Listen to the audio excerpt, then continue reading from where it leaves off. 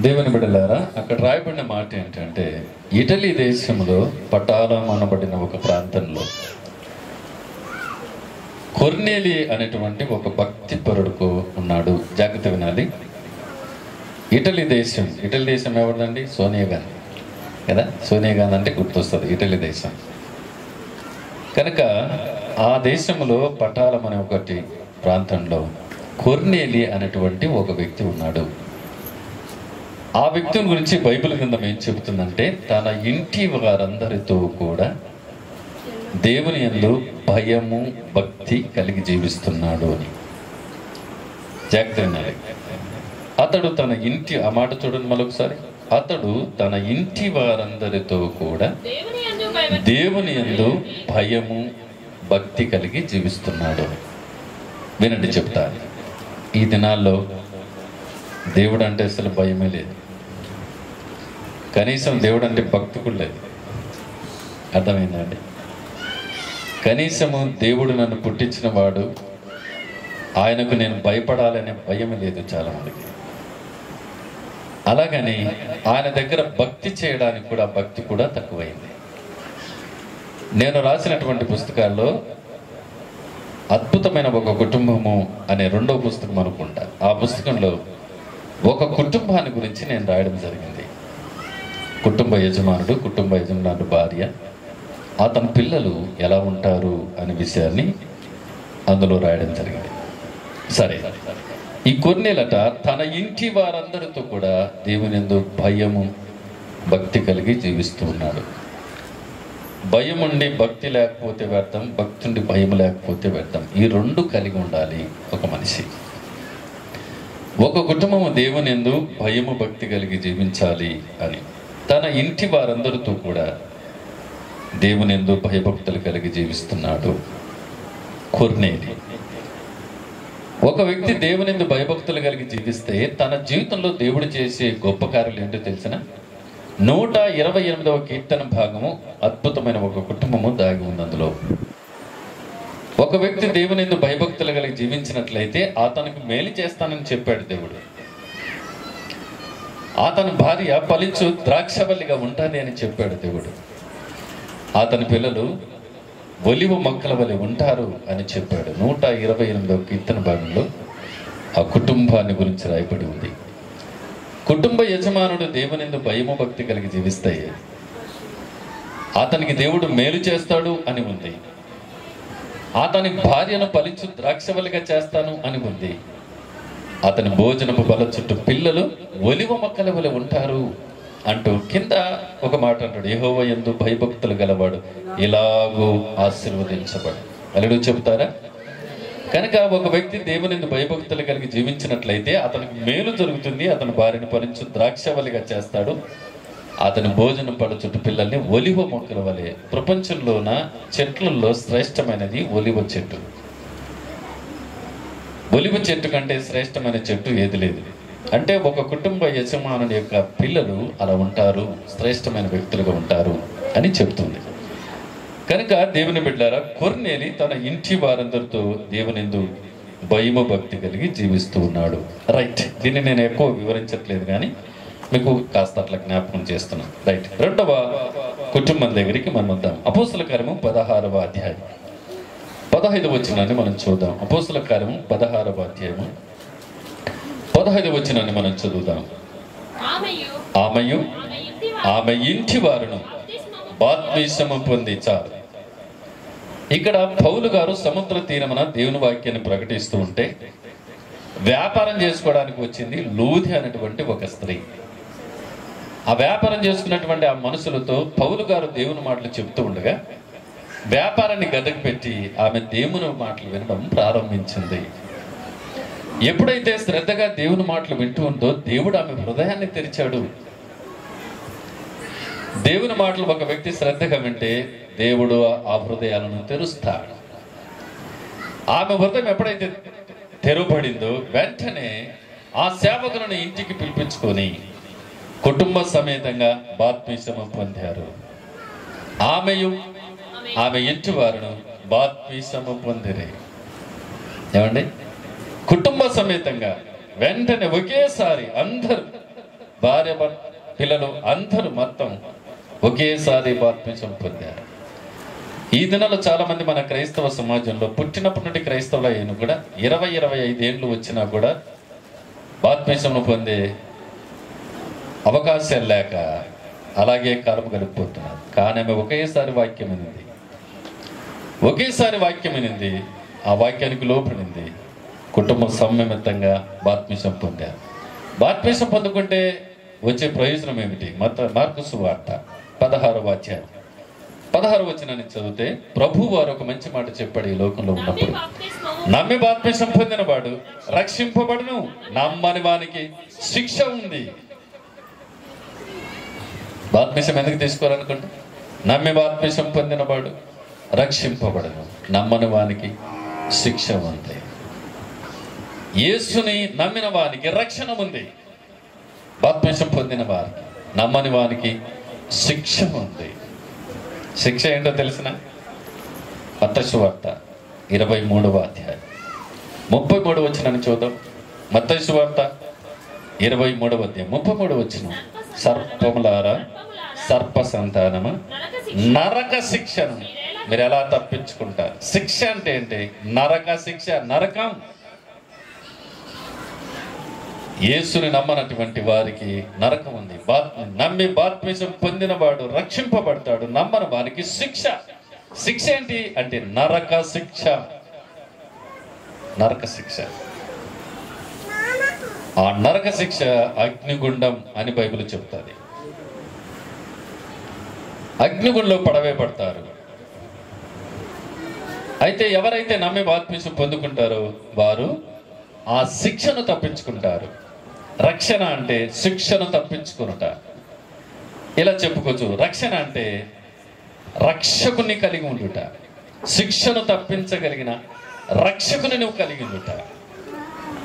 అందుకే కొరింథీ పత్రికలో క్రీస్తు యేసును అందున వానికి శిక్ష లేదు, శిక్ష లేదు.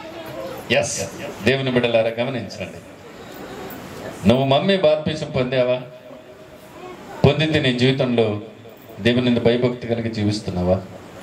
లేకపోతే శిక్ష ఉంది, నరక శిక్ష. అది దానిని ఎవరు తప్పించలేరు, దానిని ఎవరు తప్పించలేరు. నమ్మి బాప్తిసం పొందిన వాడు రక్షింపబడదు, నమ్మని వానికి శిక్ష విధింపబడదు. రక్షకుని కలిగి ఉండుట, శిక్షను తప్పించుకునుట. ఆ రక్షకుడే ప్రభువైన యేసుక్రీస్తు. మత్తయి సువార్త 1వ అధ్యాయం 21వ వచనంలో యేసు ప్రభు వారు ఈ లోకములో ఇంకా జన్మించక మునుపే గాబ్రియేలు దూత యోసేపుతో చెబుతున్న ఒక మంచి మాట. ఆమె ఒక కుమారుని కంటది, తన ప్రజలను వారి పాపముల నుండి ఆయనే రక్షించును గనక ఆయనకి యేసు అని పేరు పెడతావు. ఏ రక్షకుడు అంటే పాపులను రక్షించే రక్షకుడేనా? నశించిపోయే లూకా సువార్త 19వ అధ్యాయం 10వ వచనంలో నశించిన దానిని వెతికి రక్షించడానికి వచ్చిన రక్షకుడైనా, పాపులను రక్షించుటకు క్రీస్తు యేసు ఈ లోకానికి వచ్చెను. కనుక ఏ రక్షకుడు? యేసు ప్రభు. అంటే నీ మీద ఉన్నటువంటి, నీలో ఉన్న పాపం నుండి శిక్షను తప్పించి, పాపానికి శిక్ష ఉంది. ఇప్పుడు చెప్పాను కదా, నరక శిక్ష. కనుక ఆ పాపములో ఉన్న మనిషిని రక్షించి, శిక్షను తప్పించి, పాపిని పరిశుద్ధపరిచి పరలోకములో చేర్చగలిగిన రక్షకుడు. ఆమె ఒక కుమారుని కనును, తన ప్రజలను వారి పాపముల నుండి ఆయనే రక్షించును గనక యేసు అని పేరు పెడతావు. కనుక సోదరులారా, మానవుడు పాప జీవితంలో మరణిస్తే శిక్ష ఉంది. శిక్షను తప్పించుకోవాలనుకుంటే రక్షకుని దగ్గరికి రావాలి, రక్షింపబడతావు. రైట్. కనుక అందుకే నమ్మి బాప్తిసం పొందినవాడు రక్షింపబడు, నమ్మని వానికి శిక్ష విధింపబడదు. అందుకే ఆమె ఇంటి వారందరూ కూడా బాప్తిసము పొందాలి. రైట్. 3వ కుటుంబాన్ని చెబుతాం. 3వ కుటుంబం అండి అపోస్తలుల కార్యం 16వ అధ్యాయం 34వ వచనం. అపోస్తలుల కార్యం 16వ అధ్యాయం 34వ వచనాన్ని చదివితే అక్కడ ఒక చెరసాల నాయకుడు ఉంటాడు. మరియు అతడు తోడుకొని వచ్చి భోజనం పెట్టి దేవుని యందు విశ్వాసముంచిన కుటుంబం. చాలు. ఇక్కడ చెరసాల నాయకుడు కొర్నేలి కుటుంబం, దేవుని యందు భయభక్తులు కలిగి జీవించిన కుటుంబం. లూదియ స్త్రీ కుటుంబం, అందరూ కూడా బాప్తిసం పొందిన కుటుంబం. ఇక్కడ చెరసాల నాయకుని కుటుంబం ఏంటంటే దేవుని యందు విశ్వాసం ఉంచినటువంటి కుటుంబం. దేవుని యందు విశ్వాసం ఉంచిన కుటుంబం. బైబిల్లో ఒక మంచి మాట ఉంటుంది. ఒక వ్యక్తి ఆవగింజంత విశ్వాసం దేవుని పైన ఉంటే ఈ కొండ తిరిగి అవతల పడి ఉంటే పడుతుందంట. కొండ అంటే కొండ అని కాదు, కానీ కొండంత సమస్య నీకు ఎదురుగా నిలబడితే కూడా విశ్వాసం, నువ్వు దేవుని విశ్వాసం ఉంచగలిగితే అలాంటి సమస్య కూడా గడికి వెళ్ళిపోతారు. దేవునికి స్తోత్రం, హల్లెలూయా. దేవునికి మహిమ కలుగును గాక. కనుక దేవుని బిడ్డలారా, దేవుని యందు విశ్వాసం ఉంచినటువంటి కుటుంబం చెరసాల నాయకుని కుటుంబం. విశ్వాసం అనే మాట గురించి బైబిల్లో చాలా విషయాలు ఉన్నాయి. పక్షవాయు కలిగినటువంటి వ్యక్తిని ప్రభు దగ్గరికి తెచ్చినప్పుడు నీ విశ్వాసమే నేను స్వస్థపరచను అని చెప్పాడు. లేచి నువ్వు నడుమంటే వెంటనే లేచి నడిపాడు. అతని విశ్వాసం అతన్ని స్వస్థపరిచింది. పాపాత్ములైన ఒక స్త్రీ ప్రభు దగ్గరికి వచ్చి పాదాలు కడిగితే నీ విశ్వాసం నిన్ను రక్షించింది అన్నాడు ఆయన. అంటే ఆమెలో ఉన్న విశ్వాసం ఆ పాపపు జీవితాన్ని నుండి విడిపించబడి రక్షింపబడింది. అలాగే విశ్వాస సహితమైన ప్రార్థన రోగిని స్వస్థపరచును అని వ్రాయబడింది. కనుక విశ్వాసము, దేవుని యందు విశ్వాసం ఉంచగలిగితే నీ జీవితంలో ప్రతి కార్యము సఫలమవుతుంది. దేవుని యందు ఏ వ్యక్తి అయితే విశ్వాసం ఉంచుతారో ఆ కుటుంబాన్ని దేవుడు గొప్పగా లేపుతాడు. దేవుని యందు విశ్వాసం ఉంచినటువంటి ఆ కుటుంబాన్ని దేవుడు అలా పైకి లేపుతాడు. ఉదాహరణకు చాలాసార్లు నేను మీకు సాక్ష్యం చెప్తూ ఉంటాను నా జీవితాన్ని గురించి. నేనెక్కడో ఒక చిన్న పల్లెటూరులో పుట్టినవాడిని. నా ఊర్లో నేను చదువుకునేటప్పుడు బస్సు లేదు, కరెంట్ లేదు, స్కూల్ లేదు. పక్కన ఊరికి 6 కిలోమీటర్లు, 5వ తరగతి వరకు 6 కిలోమీటర్లు నడిచి రోజు చదివి 5వ తరగతి తర్వాత 6కు టౌన్కు రావడం జరిగింది. అలాంటి వాడిని నన్ను, నా కుటుంబం అంతా కూడా ఇప్పటికీ 2 అక్క చెల్లెలు, 3 అన్నదమ్ములం, 5 మందిని దేవుని పరిచర్య చేస్తూ ఉన్నాం. ఆ చిన్న పల్లెటూరులో మా నాన్న అమ్మ చిన్న కిరోసిని బుడ్డి పెట్టి వాళ్ళు ప్రార్థన చేస్తూ నన్ను, మా అక్కను, అప్పటికి మా తమ్ముళ్ళు మా చెల్లి పుట్టలేదు, నేను మా అక్క ఉండేవాళ్ళు, ఆ చిన్న బుడ్డి పెట్టుకొని ఒక పాట మాతో పాడించి ఒక అధ్యాయాన్ని మాతో చదివించి మా నాన్నమ్మ వారు కన్నీటితో ప్రార్థన చేసేవారు. ప్రభా, ఈ పిల్లల్ని మీకు సమర్పణ చేస్తున్నాం, మీరు వాడుకోండి ఈ పిల్లల్ని అని. వారి కన్నీటి ప్రార్థన మా కుటుంబాన్ని ప్రభావితం చేసింది. 1993 సంవత్సరంలో రాజమండ్రి బైబిల్ కాలేజీలో నేను నా జీవితాన్ని ప్రభుకు సమర్పించుకోవడం జరిగింది. ఆ తర్వాత నేను ఇక్కడ రావడం జరిగింది. ఇప్పటికీ మా కుటుంబం 30 సంవత్సరాలుగా దేవుని పరిచర్య చేస్తున్నాం. మా కుటుంబం అంతా ఇప్పుడు బాధ్యత మా పిల్లలు, మా కొడుకులు, తమ్ముళ్ళు మ్యూజికల్ చేస్తారు. మా కుటుంబం అంతా.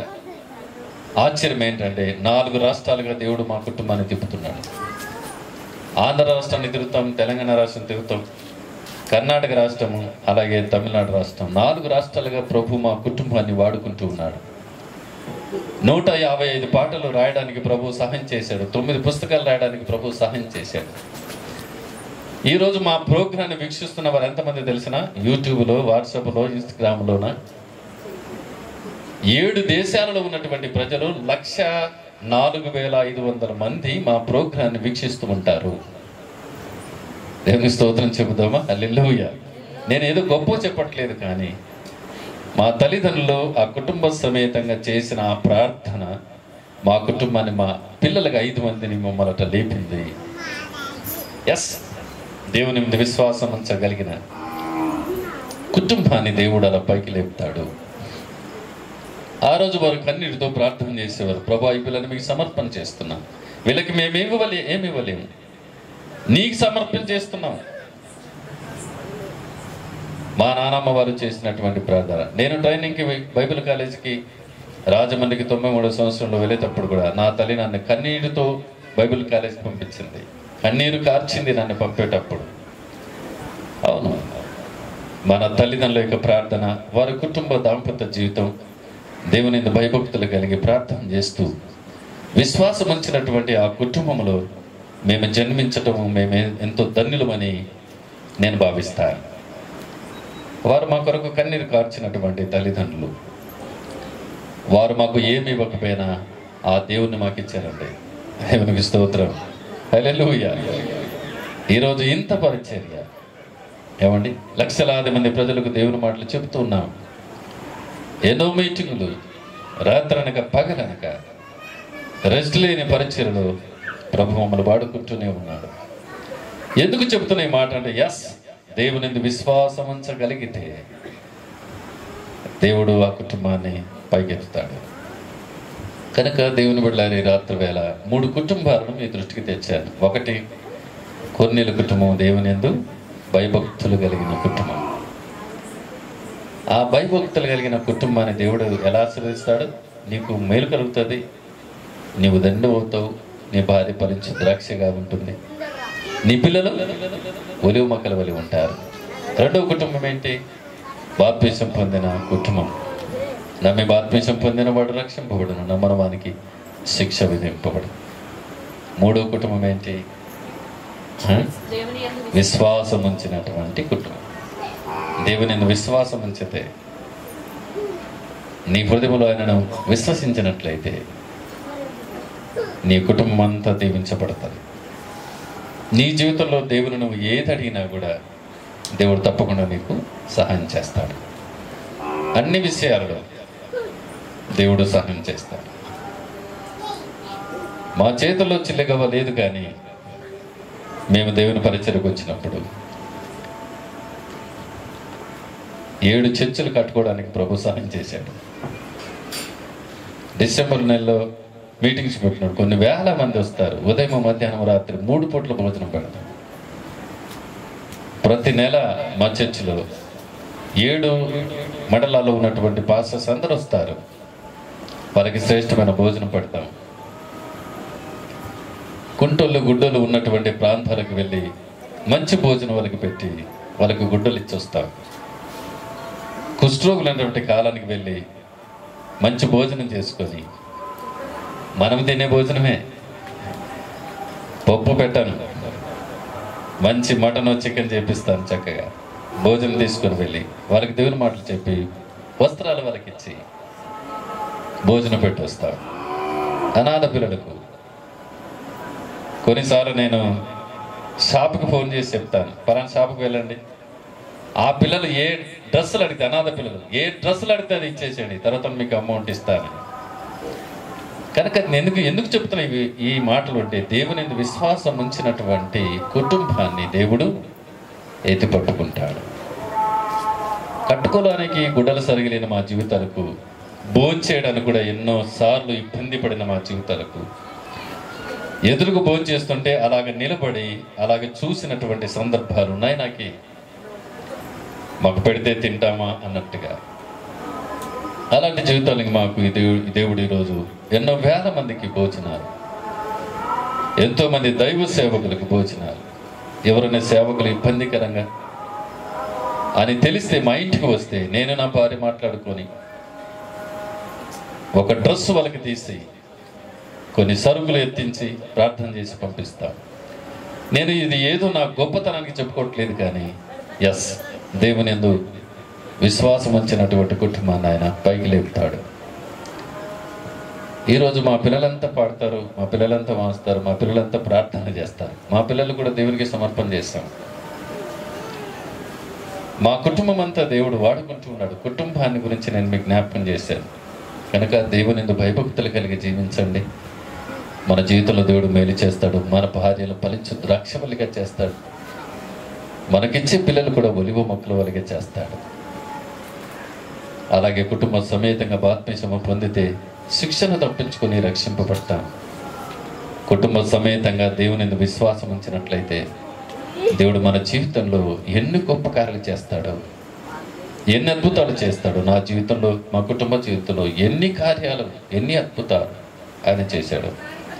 ప్రత్యేకంగా ఇక్కడ మా సుదర్శన ఉన్నాడు, కమ్మలపాడు మార్కన్న కూడా. ఆ చిన్నప్పటి నుండి వాళ్ళు నాకు తెలుసు, నా గురించి వాళ్ళకి తెలుసు, మేము ఎలా పరిచయం చేసాం. కనుక దేవుడు మనల్ని హెచ్చించాలి అంటే దేవుని భయభక్తులు కలిగి బాప్తిసం పొందిన కుటుంబంగా, విశ్వాసం ఉంచిన కుటుంబం ఉన్నట్లయితే అద్భుత రీతిగా దేవుడు సహాయం చేస్తాడు. కనుక అలాంటి కుటుంబాలుగా మనం కూడా ఉందామని, అలాగే యోహాను కుటుంబం ఇక్కడున్న వారందరూ కూడా ఆ రీతిగా ఉండి బ్రతికినంత కాలం దేవుని భయభక్తులు కలిగి బతుకుతాం. ప్రభు వచ్చేటువంటి రాకడ అతి సమీపంలో ఉంది. వచ్చుచున్నవాడు ఆలస్యం చేయక వచ్చునని బైబిల్ చెబుతుంది. కనుక బ్రతికినంత కాలం దేవుని భయభక్తులు కలిగి జీవిస్తూ ఆయన విశ్వాసంతో, నమ్మకంతో ఉందాం. ఆయన వచ్చినప్పుడు ఎత్తబడి గుంపులో ఉందాం.